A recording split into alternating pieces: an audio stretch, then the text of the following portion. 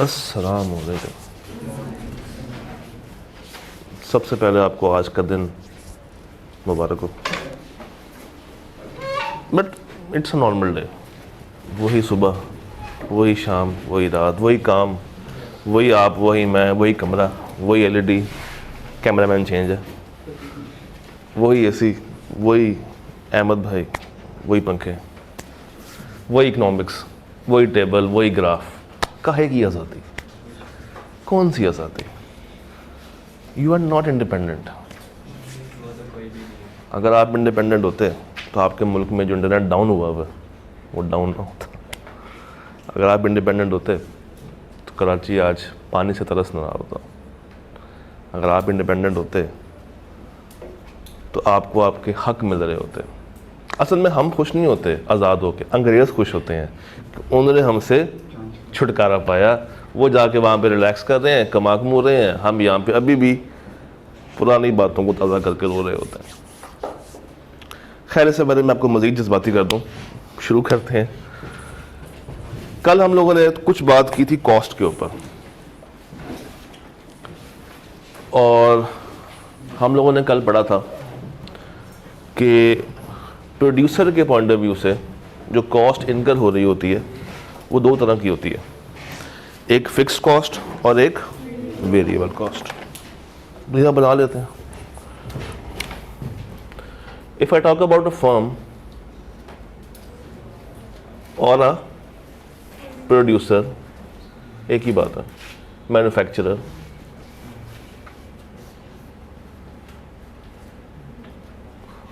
तो एक चीज मुझे पता है कि इसने क्या करना है, इसने प्रॉफिट कमाना है। मगर प्रॉफिट कमाने के लिए इसको क्या लगानी पड़ेगी? कॉस्ट।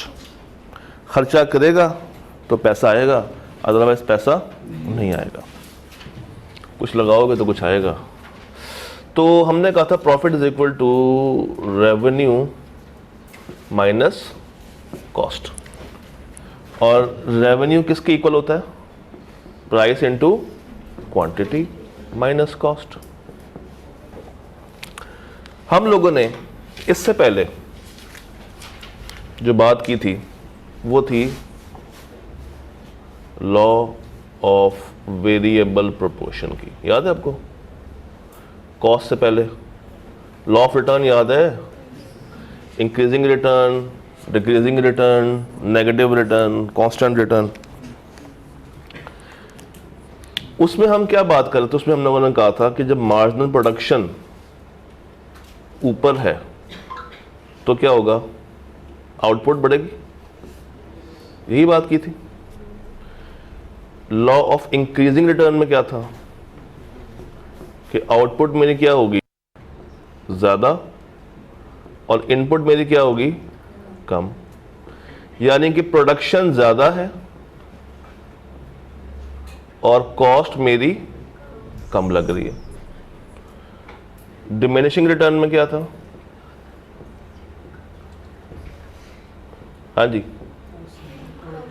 हमने कहा था आउटपुट कम है और इनपुट, ऐसा क्यों हुआ था? कुछ याद है? क्योंकि वो एक मनहूस इंसान बीच में आ गया था। तो आउटपुट यानी कि प्रोडक्शन कम है और मेरी कॉस्ट ज्यादा इनकर हो रही है। मेरी कॉस्ट ज्यादा इनकर हो रही है। अब आए जरा इधर।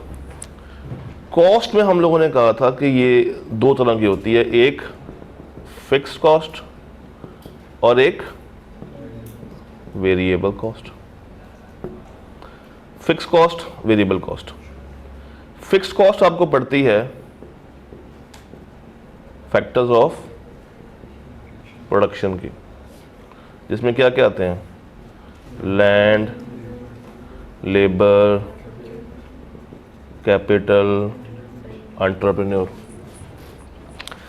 कौन सी कॉस्ट चेंज होगी विद क्वांटिटी? Variable cost. तो ये विद क्वांटिटी क्या होती है? चेंज। तो ये इसकी हमें मूवमेंट नजर आती है विद चेंज इन क्वांटिटी। मगर ये कॉस्ट इतनी प्यारी कॉस्ट है कि ये क्या है, ये फिक्स्ड है, ये does not change with quantity. यानी कि अगर आपने कुछ भी नहीं बनाया तो मालिक मकान बख्शेगा, वो किराया देने पहुंच जाएगा, चाहे वो दुकान का हो चाहे वो घर का हो। वो कौन सी कॉस्ट है, फिक्स कॉस्ट। और जितना प्रोडक्शन करेंगे उतनी बिजली कंज्यूम करेंगे, तो बिजली क्या होगी, मेरी वेरिएबल कॉस्ट। फिर कल हम लोगों ने ये भी पढ़ा था कि टोटल कॉस्ट फिक्स कॉस्ट के कब इक्वल होगी, जब कोई भी प्रोडक्ट ही प्रोड्यूस नहीं हो। यानी कि जब वेरिएबल कॉस्ट क्या है, जीरो। पूरा महीना कारखाना मेरा खाली पड़ा रहा, बंद पड़ा रहा, उसमें कोई प्रोडक्शन नहीं हुई, मगर फिर भी वो मालिक क्या लेने पहुंच जाएगा, किराया। तो ये केस तब आएगा when there is no production, जब प्रोडक्शन ही नहीं है। और total cost is equal two variable cost, ये सीन कब आ सकता है, क्यों, क्योंकि लॉन्ग रन में कोई फिक्स फैक्टर नहीं होता। तो ये आएगा हमारा लॉन्ग रन के अंदर, as there is no fix factor, as there is no fixed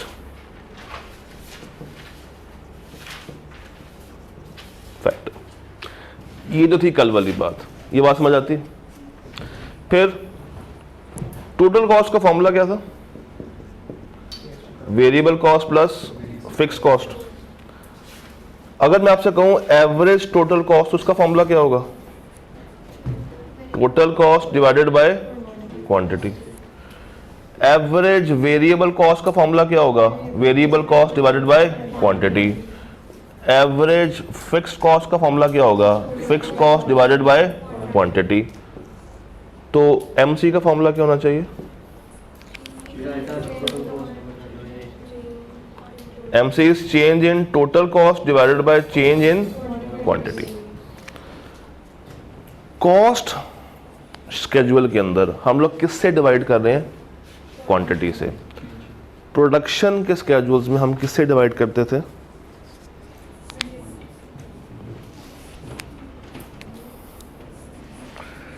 fix factor से करते थे या वेरिएबल फैक्टर से करते थे, हैं, वेरिएबल फैक्टर से करते थे। लैंड लेबर, वेरिएबल फैक्टर कौन सा होगा, लेबर। चलो ये बातें यहां तक तो क्लियर हो गई हैं, श्योर।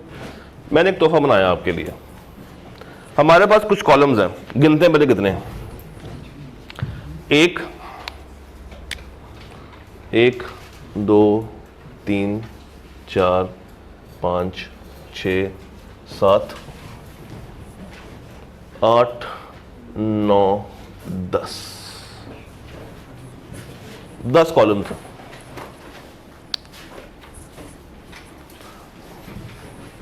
कितने कॉलम्स हैं, 10 कॉलम्स हैं। 9 10th को छोड़ के ये भी लॉक्ड है, इसमें एक सरप्राइज आएगा। ये क्या है, ये लॉक्ड है, इनको नहीं छेड़ना। ये इस पे मैंने वो बिजली की तार बिछा दी है, यहाँ पे जाएंगे तो करंट खाएंगे, इसको नहीं छेड़ना आपने। अभी आपने काम करना है पहले 8 कॉलम्स पे। लिखें पहला कॉलम कौन सा है, आउटपुट। अगर आपको नजर नहीं आ रहा लिखते जाएं, पहला कॉलम कौन सा है, आउटपुट। अपने रजिस्टर के ऊपर 8 कॉलम्स क्रिएट करें और कोशिश कीजिएगा कि उसको वर्टिकल यूज करें, क्योंकि हॉरिजॉन्टल 8 कॉलम्स बनेंगे नहीं आपसे। रजिस्टर को इस तरह वर्टिकल यूज कीजिएगा।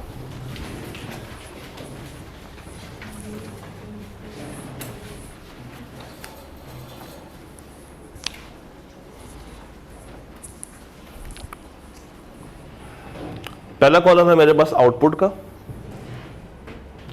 दूसरा कॉलम है मेरे पास टोटल फिक्स कॉस्ट, टीएफसी लिख लें। तीसरा कॉलम है टोटल वेरिएबल कॉस्ट। चौथा कॉलम है टोटल कॉस्ट। पांचवा कॉलम है marginal cost. Sixth is average total cost. 7th is average fixed cost और 8th है एवरेज वेरिएबल कॉस्ट। मैं रिपीट करता हूं, output, total fix cost, total variable cost, total cost, marginal cost, average total cost, average fix cost और average variable cost. Output मैंने 0 से start किया और 8 तक लेके गया हूं, यानी को आपको 0 से लेके 8 तक लिख लें सीक्वेंस में, 0 1 2 3 4 5 6 7 8 लिख लिया। जो मैंने फिक्स कॉस्ट रखी है वो 10 है और वो 10 फिक्स है through out the schedule. Output 0 है तब भी 10, आउटपुट 8 है तब भी 10। तो आप इसको अज्यूम कर लेंगे ये रेंट होगा। तो फिक्स कॉस्ट क्या है? 10। पहले वाले में वेरिएबल कॉस्ट नहीं पड़ रही, ब्लैंक है। पहले वाले में जब आउटपुट 0 है वहां पे वेरिएबल कॉस्ट ही, बता सकते हैं क्यों? क्योंकि प्रोडक्शन ही नहीं हो रही। जब आउटपुट ही मेरी क्या है? 0, तो प्रोडक्शन ही नहीं होगी। इसका मतलब है कि वेरिएबल कॉस्ट इनकर ही नहीं होगी, मगर फिक्स कॉस्ट इनकर हो रही होगी, क्योंकि फिक्स कॉस्ट मेरी does not change with change in, मगर वेरिएबल कॉस्ट मूव करती है, चेंज करती है with quantity, change in quantity. अच्छा, अब मुझे बताइए, अगर 0 पे खड़ा हूं मैं, मेरी फिक्स कॉस्ट 10 है, वेरिएबल कॉस्ट कुछ नहीं है, तो टोटल कॉस्ट कितनी होगी? 10। 10 plus 0 is 10।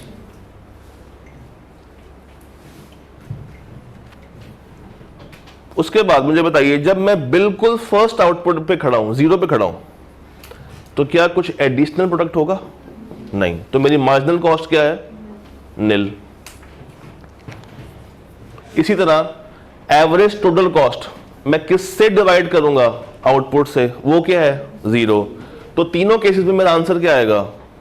0 0, sorry, nil nil और निल, क्योंकि anything divided by 0 is infinity. तो आप उसको टेबल में निल लिख सकते हैं, NIL, निल, या ये लाइन लगा दिया करें, that is also equally acceptable. Nil nil और निल। फिर मैंने फर्स्ट आउटपुट से लेके 8th आउटपुट तक मार्जिनल कॉस्ट लिखी है।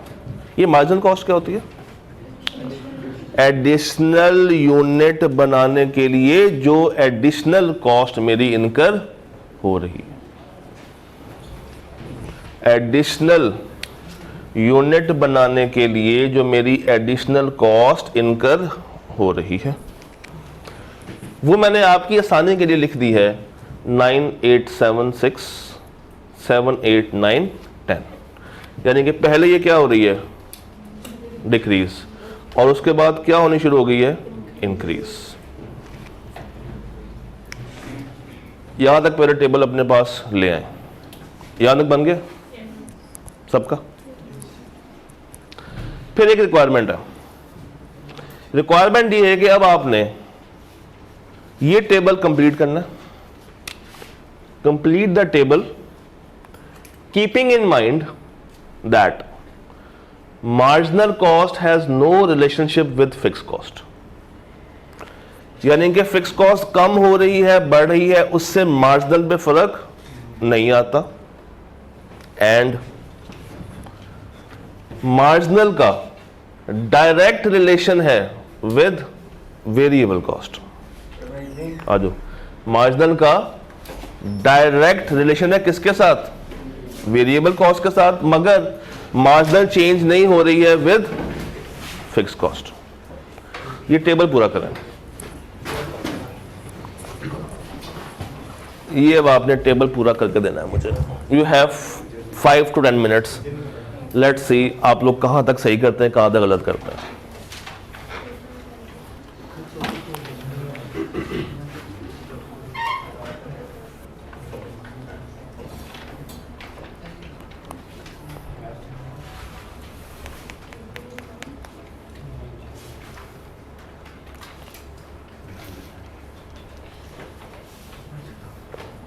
आपके पास सारे फॉर्मूलेस मौजूद हैं, उनसे ये टेबल आसानी से पूरा हो सकता है। शुरू करें, देखें आप लोग कहाँ तक सही करते हैं, कहाँ तक गलत करते हैं। हाँ जी हाँ जी, सारे पूरे करने हैं आपने, आखिरी 2 को छोड़ के, वो मैंने लॉक किए हैं। मैं एक दफ़ा नए आने वालों को भी रिपीट कर दूं, वो इतनी गर्मी में चल के हमारे पास आए हैं, वही ना गर्मी बाइक पर लगेगी, कौन सा एसी था, ओह सॉरी।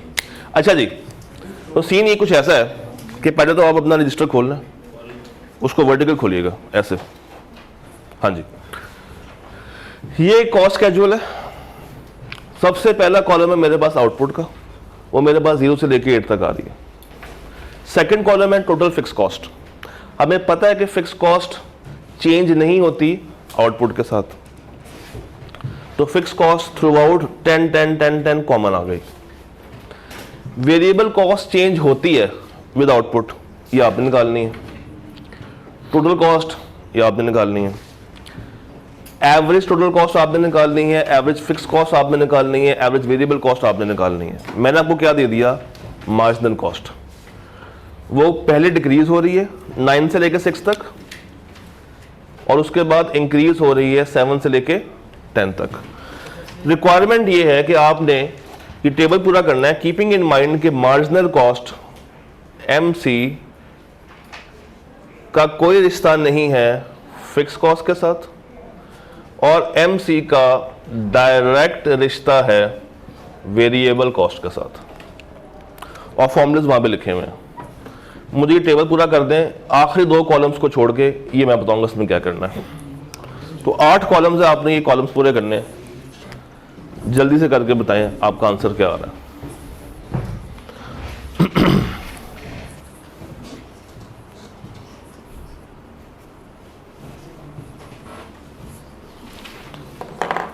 उस टेबल पे रखना।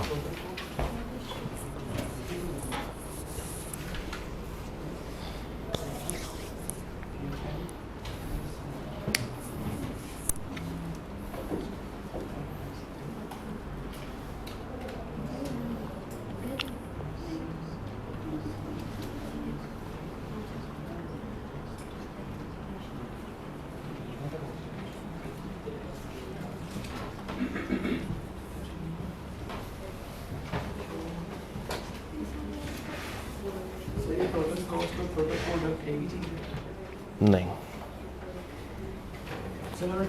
टोटल प्रोडक्ट इज जो आपने बनाया है, टोटल कॉस्ट इज जो उसके बनाने पे खर्चा है। फर्क है ना।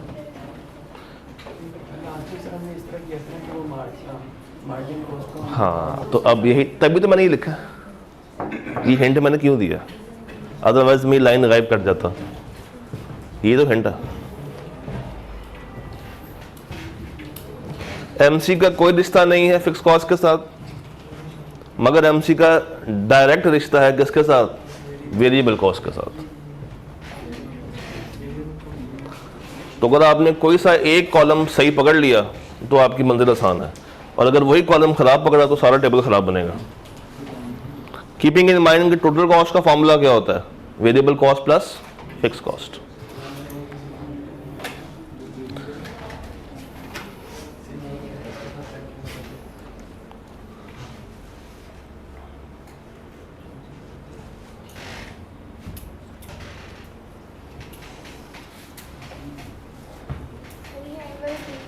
कौन सा, ये वाला, ये वाला MC का है change in total cost over change in quantity. Average total cost यानी कि total cost divided by quantity. Average fix cost divided by quantity. Average variable cost divided by quantity.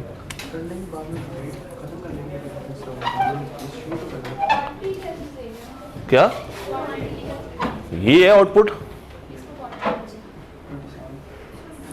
छा गए। सॉरी, मैंने क्यों नहीं लिखा था, मैं क्यों लिख देता हूँ यार, मेरी गलती, मैंने यहाँ पे क्यों नहीं लिखा, बस ये ले, मैंने क्यों नहीं लिखा यहाँ। आप उस वक्त से क्वांटिटी तलाश कर रहे थे कहाँ पे, शाबाश।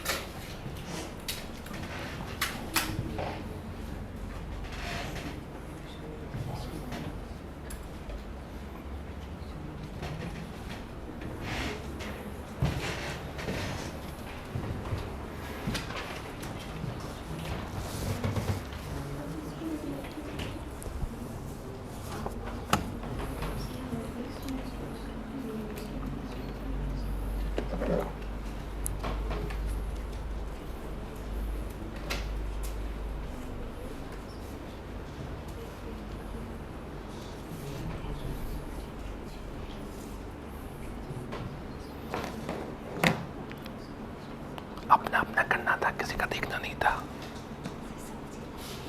लग जाएगी समझ, करेंगे तो समझ आ जाएगी।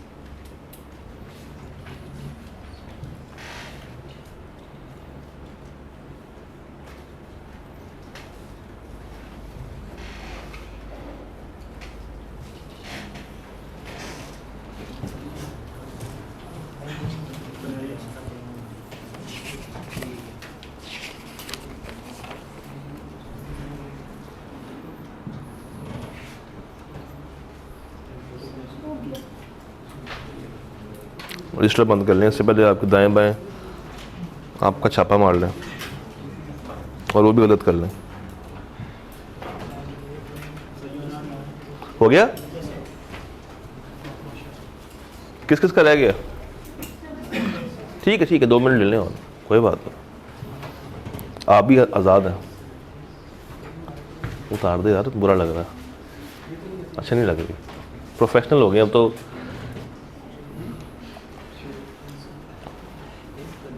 वरना ये काम हमने भी बहुत किए हुए हैं, सर निकाल के किए हुए हैं, अब नहीं होता।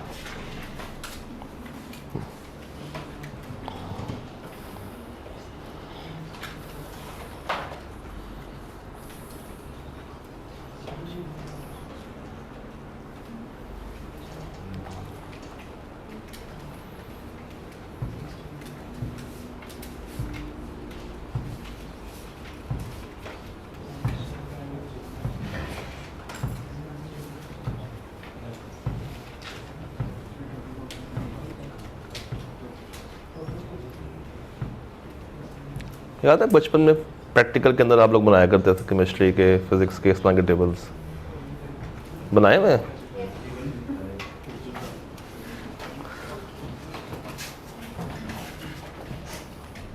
हाँ जी, हो गया। अच्छा,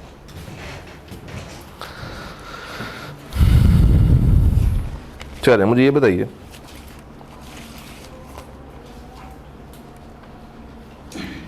शुरू करते हैं।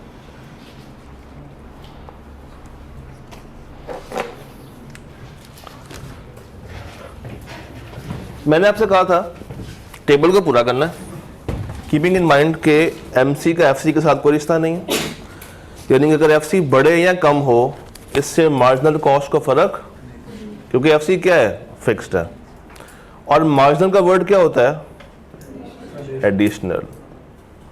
तो हर एडिशनल के ऊपर कौन सी कॉस्ट को इफेक्ट होना चाहिए था, वेरिएबल कॉस्ट को।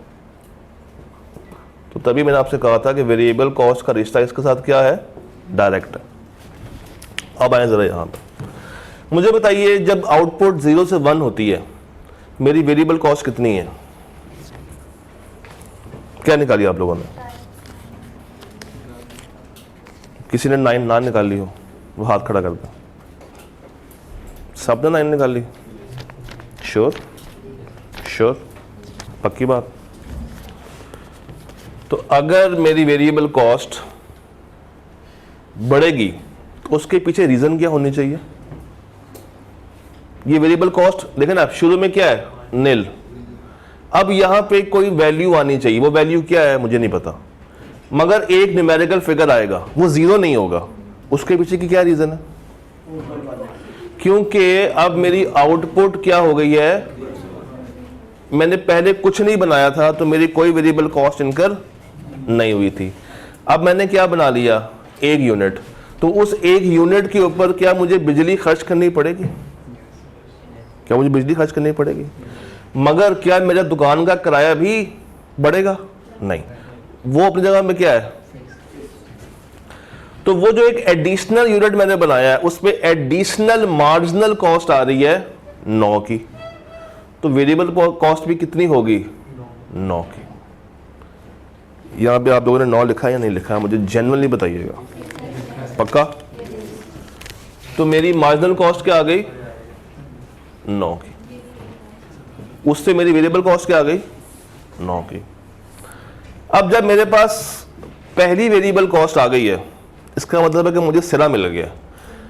अगर आपने ये सही निकाला तो आपने पूरा टेबल सही बना दिया होगा। उन्हें डोमिनो इफेक्ट होता है कि अगर एक को आप गिराएं तो वो सबको आगे गिराता हुआ जाता है। तो this was the starting point. अब मुझे बताइए मेरी टोटल कॉस्ट क्या आनी चाहिए? Total cost is equal to fix cost plus variable cost. तो 10 जमा 9 19। What is average total cost? Total cost कितनी आई है, 19 डिवाइडेड बाय क्वांटिटी, वो कितनी है, 1, तो it would be 19। What is average fix cost? 10 divided by 1, और एवरेज वेरिएबल कॉस्ट कितनी है, 9, because 9 divided by 1 is equal to 9। हाँ जी, ये इतना यहां तक सबका सही है? श्योर? अब आ जाए नीचे। मेरा आउटपुट, मैंने मजीद काम करना शुरू किया।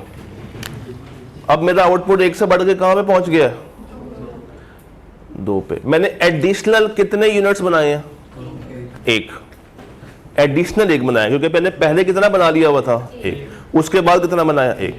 उस एडिशनल पे मेरी एडिशनल कॉस्ट कितनी इनकर हुई, 8 रुपए। पहले मेरी वेरिएबल कॉस्ट कितनी इनकर हो चुकी है, इसमें क्या ऐड करूं, 8। तो मेरा आंसर क्या आएगा, 17।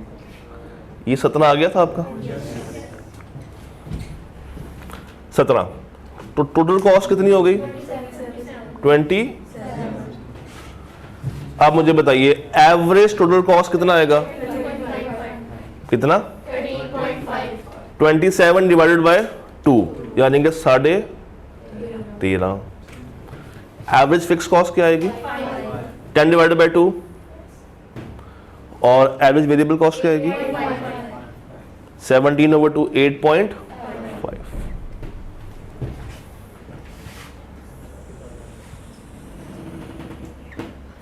अब नीचे आ जाए।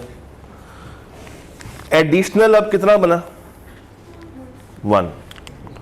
और उस एडिशनल 1 पे कितनी कॉस्ट इनकर हुई है? 7 रुपए की। अब मुझे बताइए what is my variable cost? 24। Total कितनी हो जाएगी? एवरेज बताते जाए। 3 या 5? 3 पॉइंट। और इधर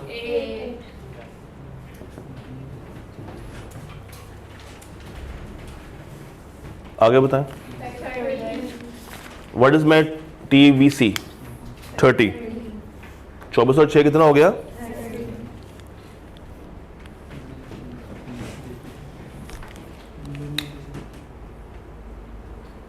ये कितना हो गया? अब आगे चलते जाएं।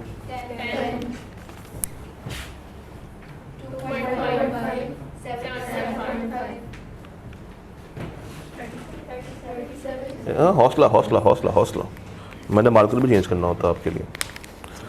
अच्छा अब रुकेंगे एक सेकंड। यहां तक मुझे बताइए मेरी कॉस्ट क्या हो रही थी? यहां तक मेरी मार्जिनल कॉस्ट डिक्रीज हो रही है। यानी कि अगर मैंने एडिशनल प्रोडक्ट बनाना है तो उस एडिशनल प्रोडक्ट पे मेरी एडिशनल कॉस्ट क्या होती जा रही है? कम होती जा रही है। एडिशनल कॉस्ट, मार्जिनल कॉस्ट कम होती जा रही है। पहले वाले पे 19 रुपए लगे मेरे, दूसरे वाले पे 27, या दूसरे वाले पे 27। ऐसे क्यों हुआ? पहले वाले पे 19 रुपए, दूसरे वाले पे बस 27 रुपए। डबल ही होना चाहिए था, 19 + 19 38 नहीं बनना चाहिए था यहाँ पे। ऐसा क्यों हुआ? ऐसा क्यों हुआ? नहीं, देखिए ना, जब कुछ भी नहीं बनाया तो मालिक आगे 10 रुपए लेके चला गया।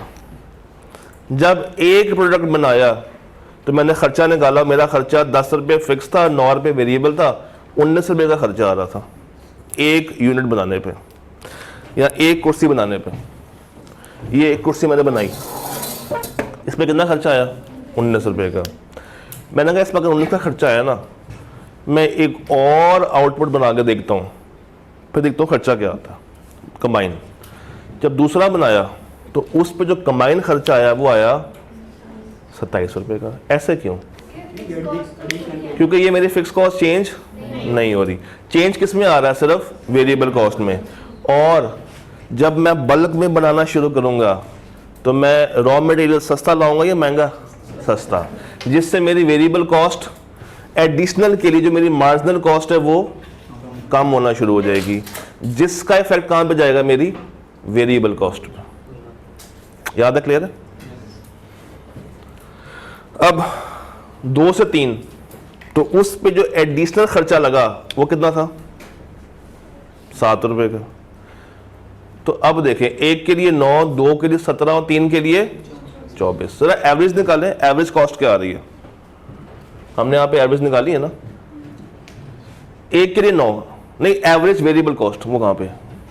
ये एक के लिए 9, 2 के लिए 8.5, 3 के लिए और 4 के लिए 7.5। तो मेरी ये जो एवरेज वेरिएबल कॉस्ट है वो हर बढ़ते यूनिट के साथ कम हो रही है। इसी तरह हर एवरेज फिक्स कॉस्ट हर बढ़ते हुए यूनिट के साथ क्या हो रही है?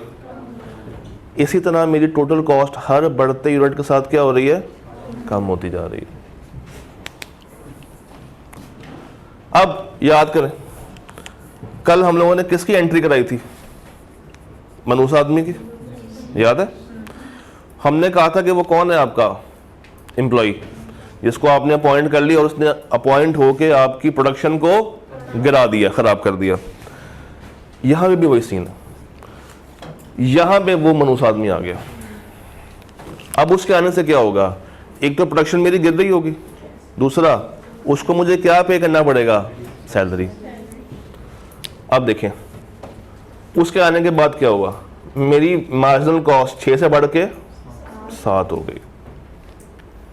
तो अब मुझे बताइए TVC कितना है? 37 और यहाँ पे 47। अब आगे चलें जरा।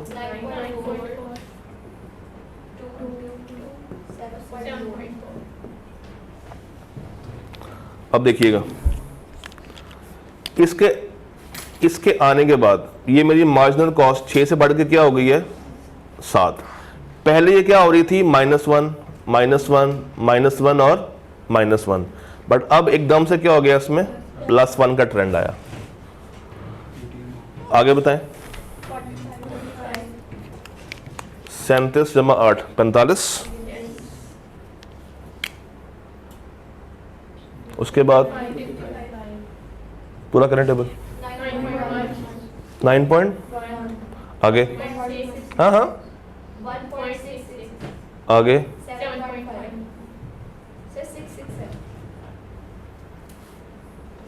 आप शेख तो नहीं? अच्छा आगे चलें। 54 9.1 ही कर लेते हैं। आगे चलें। 1.4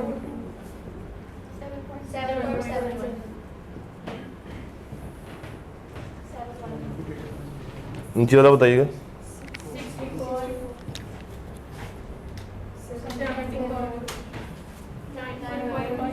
9 पॉइंट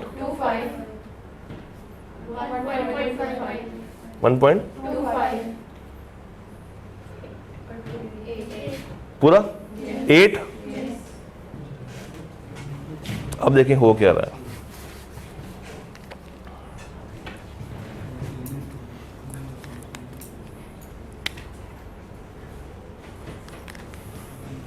वो मैं मनु साथ में कहाँ पे आया था? 4th पे आया था। इस पॉइंट पे भाई साहब ने एंट्री मारी, ये इस पॉइंट पे, और उसके इन होने के बाद क्या हो रहा है? मेरी कॉस्ट, मेरी मार्जिनल कॉस्ट कम हो रही है या बढ़ रही है? मेरी मार्जिनल कॉस्ट बढ़ना शुरू हो गई है। कहाँ है ये? 7 से 8, 8 से 9, 9 से 10। अगर मेरी मार्जिनल कॉस्ट बढ़ रही है तो मेरी वेरिएबल कॉस्ट भी बढ़ेगी, मगर वो तो पहले भी बढ़ रही थी। तो इसके बढ़ने से क्या फर्क हुआ? पहले वो बढ़ रही थी डिक्रीजिंग रेट के साथ, और अब वो बढ़ रही है इंक्रीजिंग रेट के साथ। तो ये तो बातें सुनी सुनी से लग रही है ना, अभी करते हैं। तो यहां तक जब तक वो मरूस इंसान नहीं आया था, मेरी मार्जिनल कॉस्ट बढ़ तो रही थी, मगर किस रेट के साथ? डिक्रीजिंग रेट के साथ। और जैसे ही उसकी एंट्री हुई, अब मेरी मार्जिनल कॉस्ट बढ़ना शुरू हो गई है विद इंक्रीजिंग रेट। ये स्केड्यूल ओके हो गया। अब इसके साथ सरप्राइज कॉलम। अब ये क्या था? Marginal production. मार्जिनल प्रोडक्शन और एमपी को हमने किसके साथ रखा था? वेरिएबल कॉस्ट या प्रोडक्शन? सॉरी, वेरिएबल फैक्टर नहीं, फिक्स फैक्टर। वेरिएबल फैक्टर, क्योंकि फिक्स फैक्टर क्या रहता है हमेशा? Same. This can be variable factor. और आपने कौन सा कर लिया था? लेबर। लेबर वॉज माई, ये मैं कल के स्केड्यूल की बात कर रहा हूं, labour was my variable factor. और इफेक्ट किस पे आ रहा था? एमपी के ऊपर। मुझे बताइए, यहां पे वो मनूस इंसान आ रहा है ना, यहां पे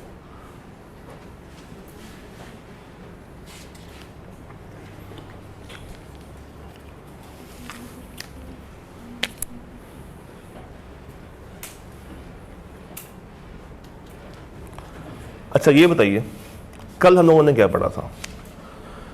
जब मेरा वेरिएबल फैक्टर बढ़ रहा हो, 1 2 3 4 5 6 7 8, मेरी मार्जिनल प्रोडक्शन इंक्रीज होती है विद इंक्रीजिंग रेट। तो कल वाली वैल्यूज क्या थी एमपी की? जो एमपी की कल पहले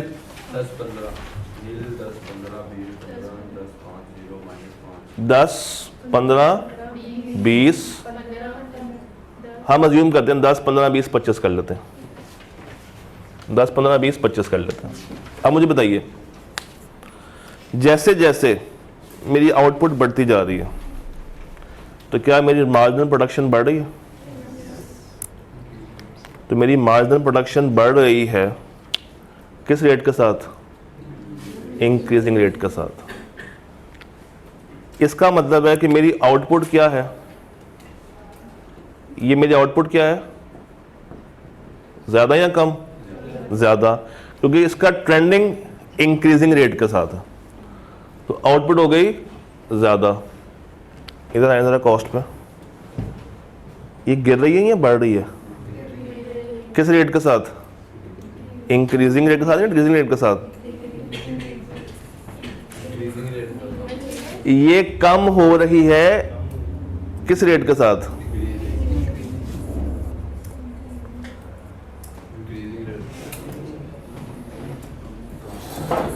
कल क्या हुआ था?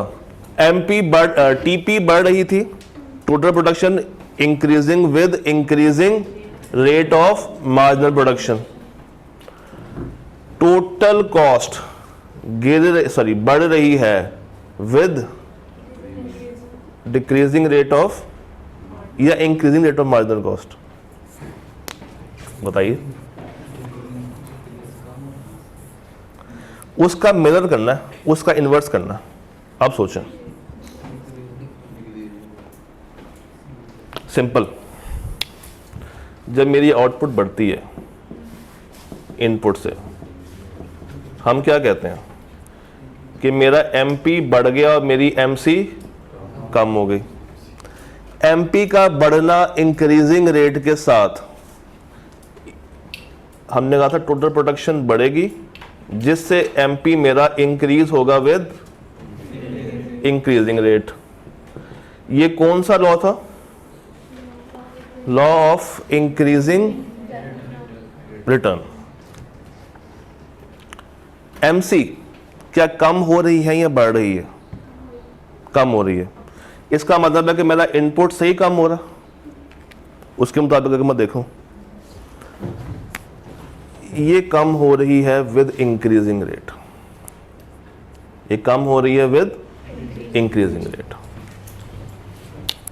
तो यहां पे आउटपुट ज्यादा और मेरी इनपुट कम है, आउटपुट ज्यादा इनपुट कम। अब वो आगे मनु साथ में, उस कहने से क्या होगा? मेरी एमपी बढ़ेगी या कम होगी? कम होना शुरू हो जाएगी। तो 25 से 20, 15, 10, 5, 0 और -5। अब ये कम होना शुरू हो जाएगी, मगर कॉस्ट पे क्या फर्क आ रहा है? कॉस्ट मेरी उसके आने से बढ़ना शुरू हो गया विद इंक्रीजिंग रेट। पहले गिरी है विद इंक्रीजिंग रेट और फिर बढ़ी है विद इंक्रीजिंग रेट।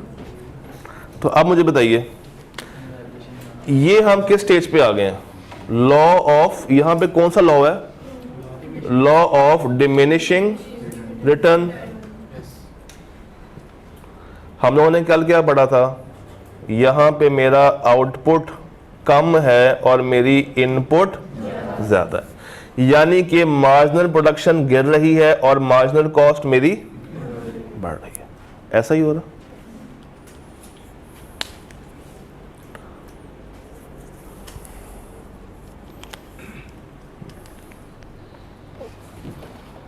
इसको नोट कर ले, मैं ज़रा यहाँ पे कुछ दिखाना चाहूँगा आपको।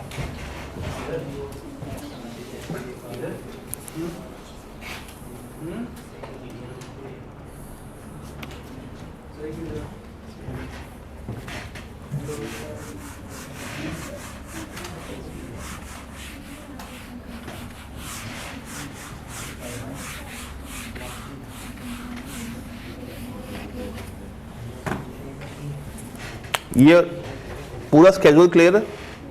किसी को कोई कंफ्यूजन तो बता दे।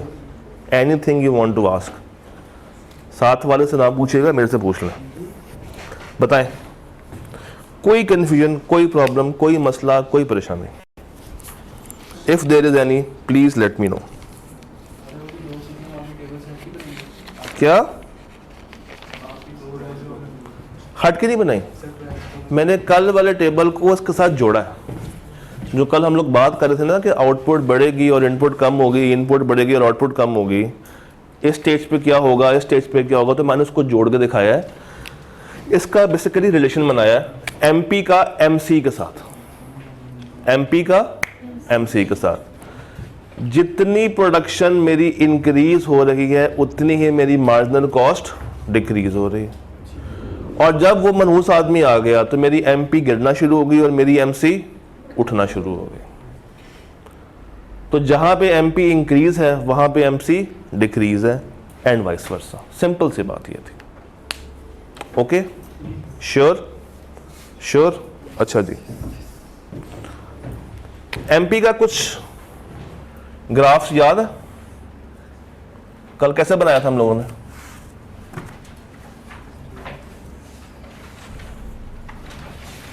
एमपी ऐसे ही था, ऐसे ही था। पहले इंक्रीज हुआ और उसके बाद डिक्रीज हुआ और उसके बाद नेगेटिव जोन में चला गया। वो थोड़ा सा नीचे लेकर आते हैं और फ्री हैंड ड्राइंग ऐसी होती है। अच्छा, ये आपने बनाया था कल किसका? एमपी का। अगर मैं इसी में एपी का बनाना चाहूं तो कल कैसे बनाया था हम लोगों ने? कुछ ऐसे है, कुछ ऐसे है कि नहीं है? ऐसे ही बन रहा है। अब जरा मुझे बताइएगा, मेरे पास 3 पॉइंट्स हैं। एक ये पॉइंट है, एक ये पॉइंट है और एक ये पॉइंट है। ये सारा हिस्सा, यानी कि ये सारा हिस्सा, ये सारा हिस्सा और ये पॉइंट, इसको पॉइंट बी कह लेते हैं, इसको ए कह लेते हैं और इसको सी कह लेते हैं। मुझे बताइए पॉइंट ए पे क्या हो रहा है? पॉइंट ए पे कौन ज्यादा है, एपी या एमपी? एमपी ज्यादा और एपी मेरा क्या है? कम। तो MP is greater than AP. Point B पे क्या हो रहा है? दोनों आपस में कट कर रहे हैं। MP is equal to AP. और पॉइंट सी पे क्या है? एपी ज्यादा है, यानी कि एमपी इज लेस देन। मुझे कल का स्केड्यूल खोलें और वहां पे पहले 3 या 4 कॉलम्स में देखें क्या एमपी एपी से ज्यादा था या नहीं था। कल वाला स्केड्यूल खोलिएगा और देख के बताइए वहां पे एमपी ज्यादा था एपी से या कम था। तो हम किस स्टेज पे खड़े हुए थे? हमारी कल की स्टेज क्या थी? जब एमपी ज्यादा हो और एपी उससे कम हो तो हमारी कौन सी स्टेज है? इंक्रीजिंग, डिमिनिशिंग, कांस्टेंट या डिक्रीजिंग? इंक्रीजिंग। सेकंड पे क्या हो रहा है? MP becomes equal to AP. MP becomes equal to, अब क्या हो रहा है उसमें? यहां पे क्या हो रहा है? यहां पे कांस्टेंट है। और जहां पे एमपी लेस हो एपी से, लिख लेते हैं, ये था लॉ ऑफ इंक्रीजिंग रिटर्न,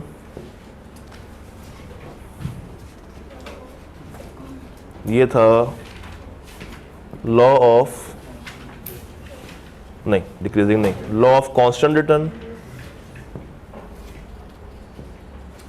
और ये है मेरा लॉ ऑफ डिमिनिशिंग या लॉ ऑफ डिक्रीजिंग रिटर्न। कुछ ऐसा ही था। इसमें क्या हो रहा था? टीपी बढ़ रहा था विद कौन सा रेट? टीपी इंक्रीज हो रहा है with increasing rate of what? MP. और यहां पे क्या हो रहा था? टीपी इंक्रीज हो रहा था with decreasing rate of MP. और यहां पे टीपी मैक्सिमम हो गया था। टीपी मेरा मैक्सिमम हो गया था। ये तो है एपी और एमपी के बारे में बातें। इसी का मिरर इफेक्ट आपको मिलता है MC और AC में। इसका कौन सा इफेक्ट? Mirror effect.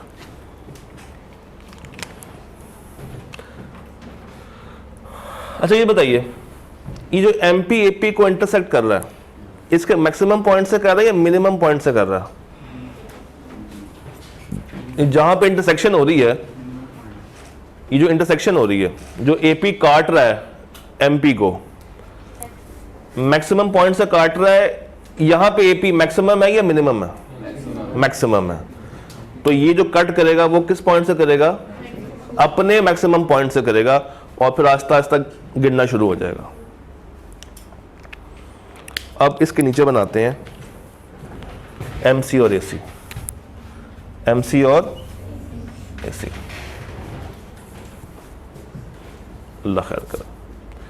ये देख रहे हैं आप, ये हॉकी स्टिक है शायद, मगर उल्टी, पहले उठा और फिर इसका काउंटर क्या होगा? पहले गिरेगा और फिर उठेगा। तो ये है आपका MC, ये है आपका क्या? MC। वो पहले उठा था, फिर ये पहले गिरा और फिर उठा।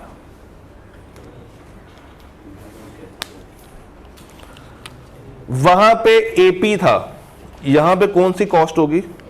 Average cost. वहां पे एवरेज प्रोडक्शन, तो यहां पे क्या होगी?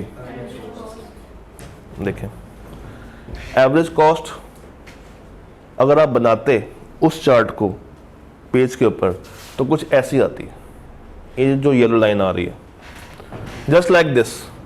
इसका मिरर इमेज, इसका मिरर इमेज। तो अगर मेरी MC ये है, तो मेरी AC क्या होगी?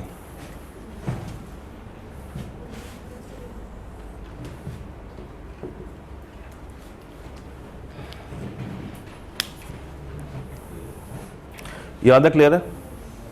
पक्की बात? अब मुझे बताइए, ये होते मिरर है, इसको कट इसे यहां पे करना चाहिए था, बट चले कोई नहीं।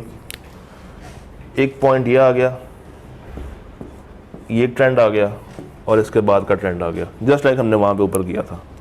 तो ये इसका पॉइंट A है, ये इसका पॉइंट B है, और ये इसका पॉइंट C है। मुझे बताइए पॉइंट A में क्या हो रहा है? क्या ज्यादा है, क्या कम है? MC ज्यादा ही AC ज्यादा? क्या टेबल भी कुछ ऐसी बात करता?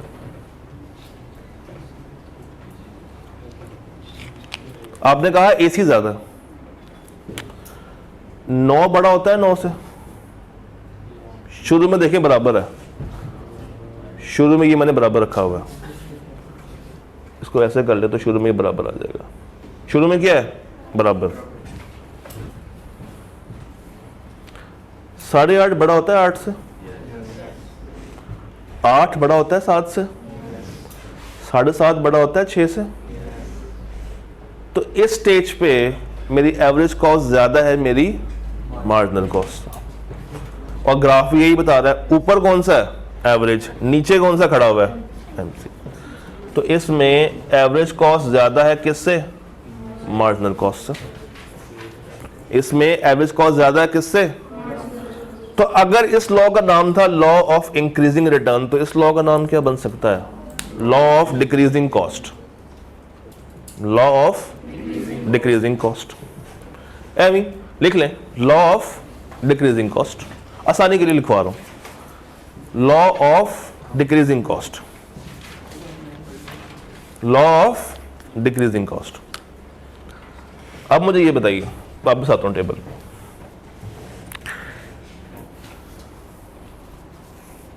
ये जो इंटरसेक्शन हो रही है, ये जो इंटरसेक्शन हो रही है, वहां पे हम लोगों ने कहा था कि ये किस पॉइंट से कट कर रहा है? मैक्सिमम पॉइंट से। ये नीचे से ऊपर की तरफ उठ रहा है, तो उसका ये पॉइंट कौन सा होना चाहिए? मैक्सिमम या मिनिमम? उसका रिवर्स कर लें, मिनिमम। तो ये कट करेगा अपने मिनिमम पॉइंट से, क्योंकि ये उठ रहा है ना और वो गिर रहा है। अब इधर आ जाए फेज C पे। फेज C पे MC ज्यादा या AC ज्यादा? MC ज्यादा। MC मैंने ब्लैक से बनाई हुई, तो MC ज़्यादा है और AC कम है। MC ज़्यादा है और AC कम है।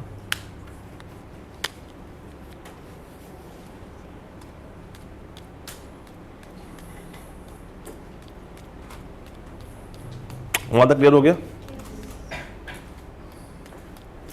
MC ज़्यादा है और AC, MC 8 है और AC, MC 9 है और AC, MC 10 है और AC, अब MC ज़्यादा हो गई और AC कम हो।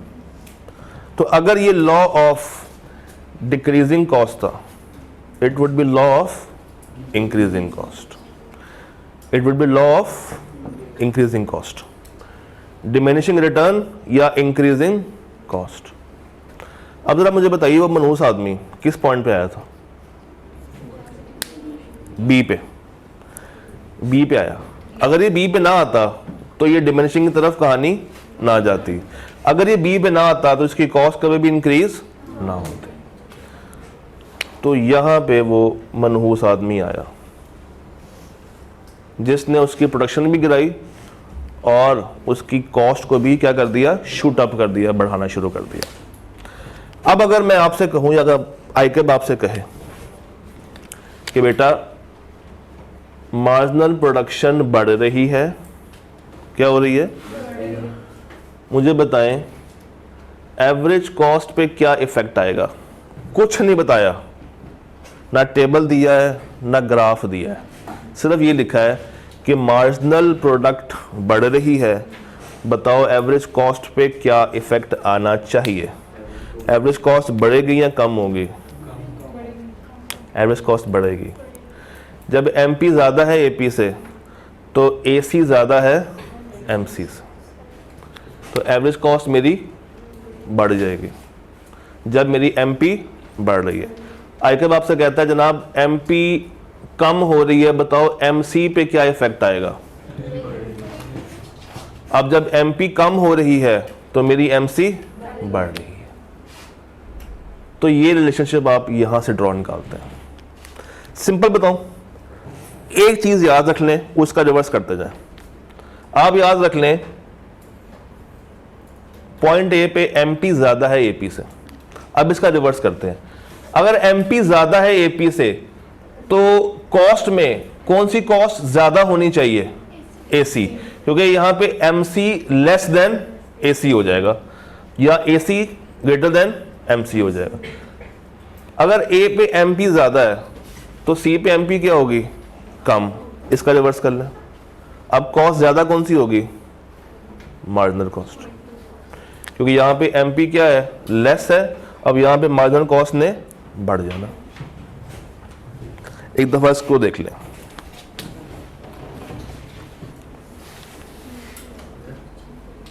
जी बॉस,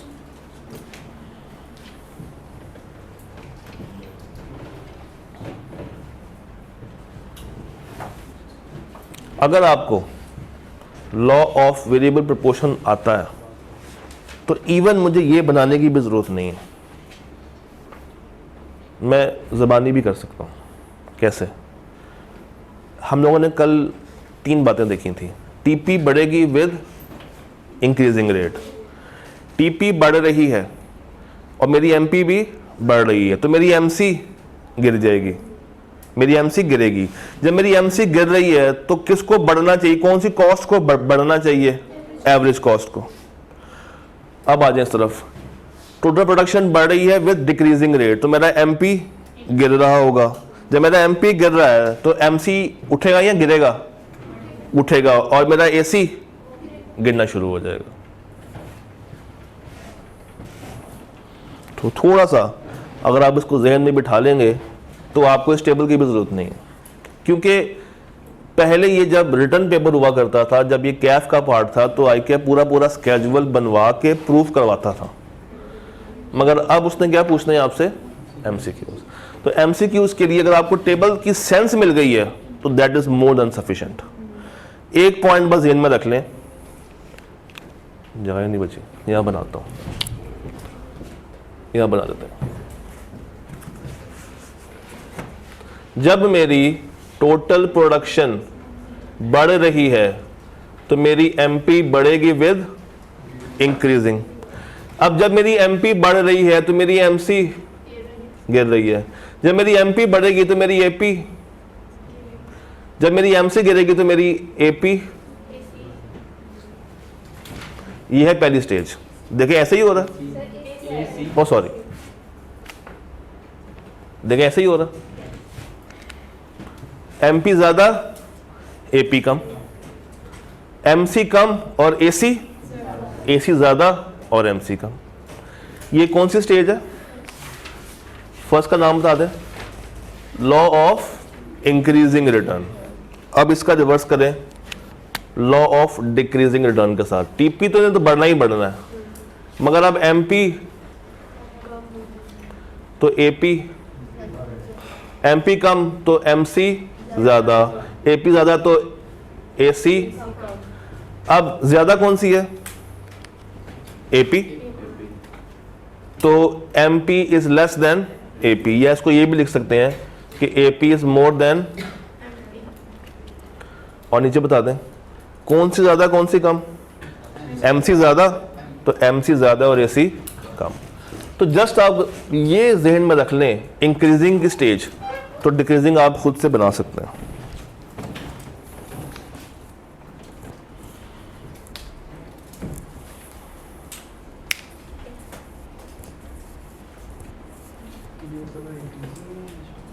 ऊपर वाला इंक्रीजिंग है, नीचे वाला डिमिनिशिंग है, डिक्रीजिंग है। और यहां पे ऊपर किस पॉइंट से कट कर रहा है? मैक्सिमम से या मिनिमम से? और नीचे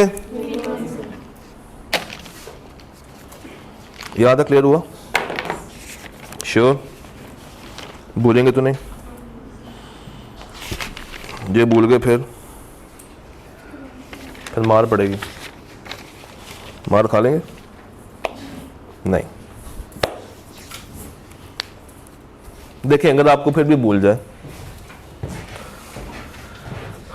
किस पॉइंट पे प्रोडक्शन गिरना शुरू किया था? जब मनोज भाई आ गए थे। जब तक वो नहीं था तो मेरी प्रोडक्शन क्या चल रही थी? तो ये कट कहां से करेगा? मैक्सिमम पॉइंट से। जब ये मैक्सिमम है तो यहां पे जब वो एंटर हुआ तो मेरी कॉस्ट क्या थी? मिनिमम। उसके आने से ये कॉस्ट मेरी बढ़ना शुरू हो गई। तो ऊपर मैक्सिमम है, नीचे मिनिमम।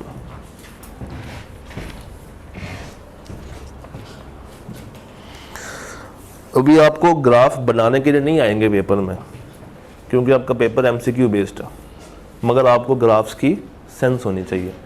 मुझे याद है मैंने आपको 11 ग्राफ्स दिए होते बनाने के लिए। वो बढ़ेगी, सप्लाई बढ़ेगी, डिमांड कम होगी, इक्वल बढ़ा है, इक्वल कम हो रहा है। आपने दोबारा बात ही नहीं की मेरे से उसके ऊपर, दोबारा पूछा ही नहीं आप लोगों ने। चले, ये बात समझ आ गई? आज का आखिरी टॉपिक, अच्छा भी तो कल वाली बात थी ना, हमने तो बस एक्सटेंड की उसको। दो तरह की कॉस्ट होती है, ये मिटा दूं? ये तैयार है? श्योर? पक्की गल? श्योर? मैं फिर से पूछ रहा हूं।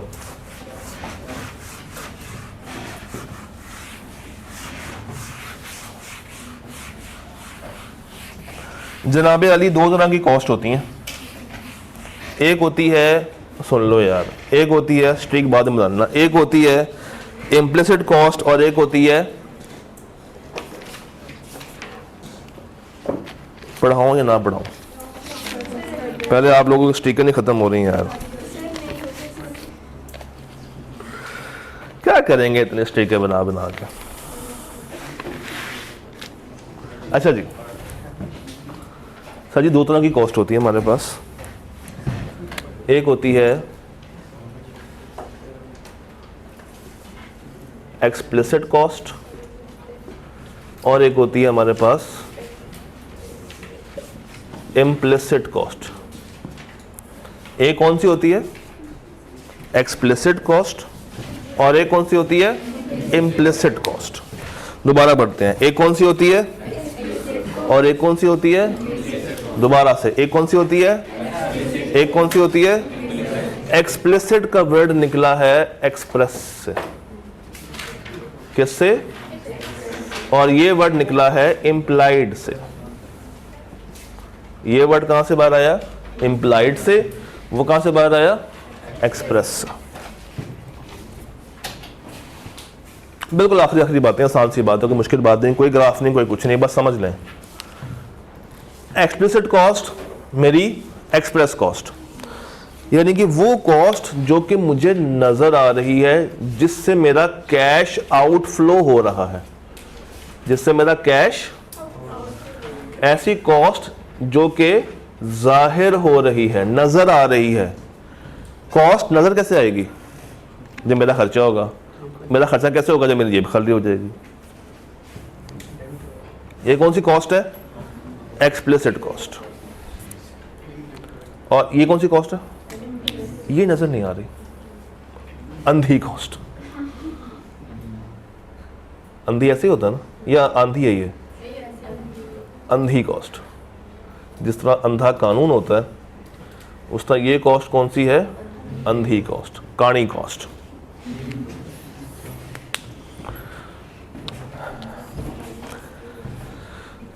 सर जी हुआ क्या? हुआ क्या?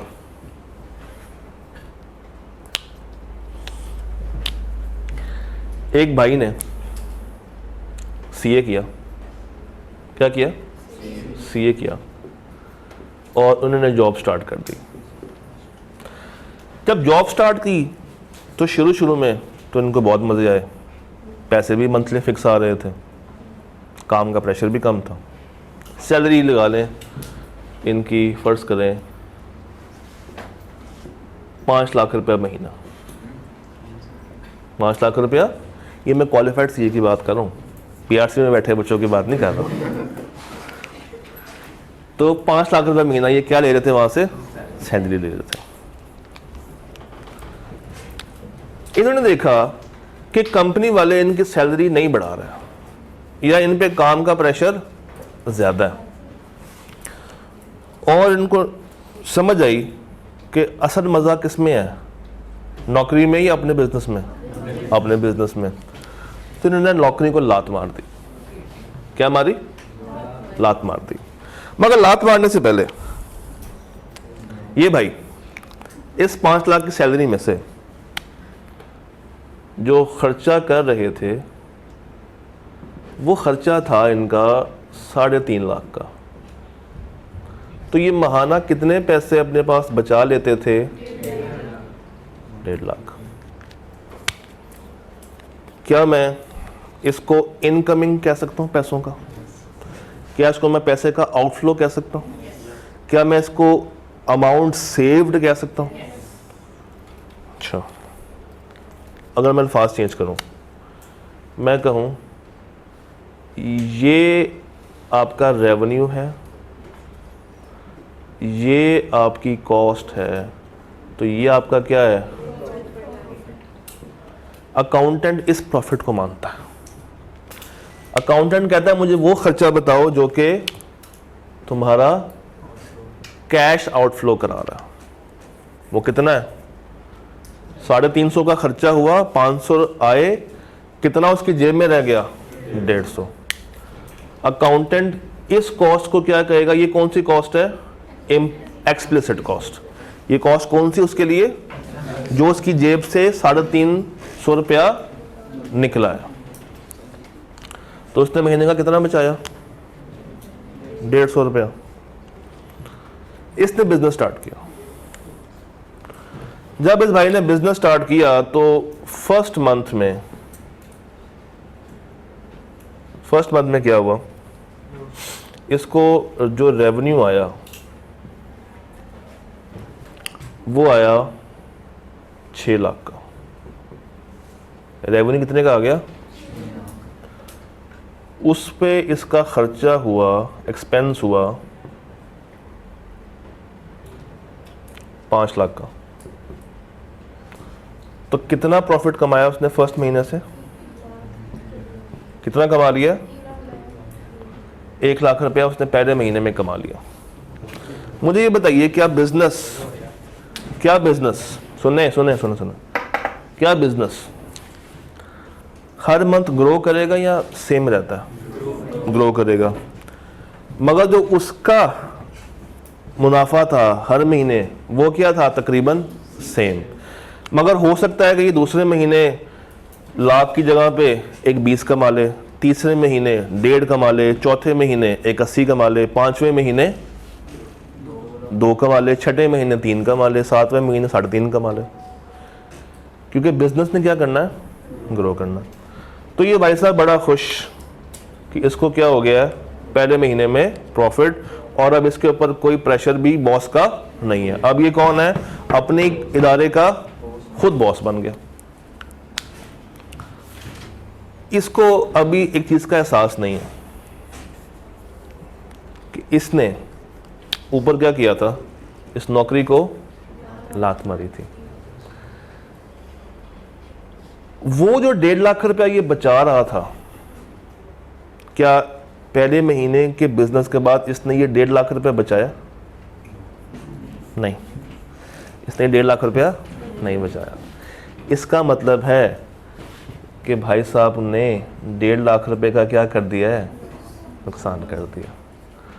तो अब मुझे बताइए, नेट प्रॉफिट है नेट लॉस है, कितने का, 50,000। नेट लॉस आ गया 50,000 रुपये का। ऊपर वाला नहीं, ये ऊपर वाली कॉस्ट ये कौन मानता है, आपका अकाउंटेंट मानता, मगर ये मानता है आपका इकोनॉमिस्ट। ये मानता है आपका इकोनॉमिस्ट। इकोनॉमिस्ट ये कहता है कि 2 तरह के खर्चे माइनस करने पड़ेंगे। एक वो जो कि जाहिर है, वो तो हो ही रहे हैं। ये जो 5 लाख रुपए इसने माइनस किया, ये बेसिकली क्या है, एक्सप्लिसिट कॉस्ट है। ये कौन सी कॉस्ट है इसकी, मगर इकोनॉमिस्ट ने कहा भाई ये 1.5 लाख भी तुमने क्या करना है, माइनस करना। ये माइनस क्यों करना है, क्योंकि ये तुम्हारी अपॉर्चुनिटी कॉस्ट है। ये तुम्हारी कौन सी कॉस्ट है, अपॉर्चुनिटी कॉस्ट।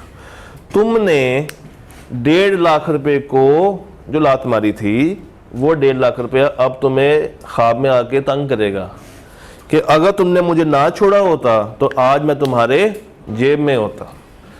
अब तुम्हारी जेब में क्या है, लाख रुपया, मगर असल में तुमने कितना नुकसान कर लिया अपना, 50,000 रुपए का। तो अकाउंटेंट कहता है कि मुनाफा हो रहा है, इकोनॉमिस्ट कह रहा है कि लॉस हो रहा है। अभी आप क्या पढ़ रहे हैं, इकोनॉमी। तो अभी आपका किबला कहाँ पे होना चाहिए, लॉस पे होना चाहिए। अभी आपने किसकी बात माननी है, मगर I2A में किसकी बात माननी है। तो ये जंग चलती रहेगी, ये जंग चलती रहेगी। यहां तक ये बात समझ आती है, 2 मिनट और, यहां तक ये बात ओके। आज की बिल्कुल आखिरी बात सुन लो। 3 सिचुएशंस आ सकती हैं। अकाउंटिंग प्रॉफिट ज्यादा है इकोनॉमिक प्रॉफिट से, अकाउंटिंग प्रॉफिट इक्वल है, और अकाउंटिंग प्रॉफिट कम है इकोनॉमिक प्रॉफिट से। या ये ज्यादा होगा ये कम, तो क्या आ रहा है, लॉस। ये क्या आ रहा होगा, लॉस।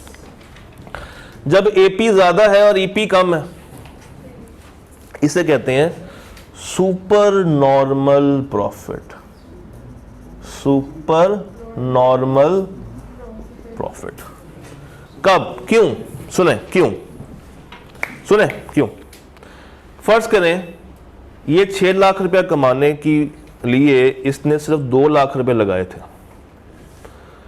तो इसका एपी क्या है, 4 लाख। इस 4 लाख में से अगर मैं इसकी अपॉर्चुनिटी कॉस्ट 1.5 लाख की माइनस भी कर लूं, तो भी इसके पास कितने पैसे रह जाएंगे, कितने रह जाएंगे, 2.5 लाख। ये इसके पास फिर भी रह जाएगा। इसका मतलब है कि उसको फायदा बहुत ज्यादा हो गया। अब उसको 1.5 लाख से बढ़ के कहां पे पहुंच गया, 2.5 पे पहुंच गया, और ये किस मंथ में खड़ा है। तो ये प्रॉफिट क्या कहलाएगा, super normal profit. Super normal यानी कि नॉर्मल से भी ज्यादा। आखिरी बात, जब ये दोनों आपस में बराबर हो, जैसे फर्ज करें 6 लाख और यहाँ पे उसको खर्च करने पड़े थे 4.5 लाख, तो यहाँ पे कितने का प्रॉफिट आया होगा? 1.5 लाख का। और 1.5 लाख की उसकी क्या थी? Opportunity cost. तो यहाँ पे नो प्रॉफिट नो गेन, मगर उसको फायदा है। बताएं कैसा? क्योंकि उसके पास अभी भी जेब में क्या पड़ा है? कौन सा वाला? अकाउंटिंग वाला। तो जब ये दोनों आपस में बराबर हो जाएं, हम इसको कहते हैं, ये कहलाता है नॉर्मल प्रॉफिट। ये क्या कहलाता है? Normal profit. तो अब एक दफा बस रिपीट कर दें, एपी ज्यादा ईपी कम, लॉस। दोनों बराबर हो, और अगर ईपी ज्यादा हो और एपी कम हो, सुपर नॉर्मल। आज के लिए इतना ही। हमारा ये सारा था कॉस्ट शॉर्ट रन में। अभी हमने लॉन्ग रन की बात नहीं की। क्यों शॉर्ट रन? क्यों शॉर्ट रन? क्यों शॉर्ट रन? क्यों? ये कौन सी कॉस्ट है और उसमें फिक्स कॉस्ट। बस कल बात करेंगे लॉन्ग रन की, और फिर आगे चलेंगे मार्केट्स की तरफ। रब रखा।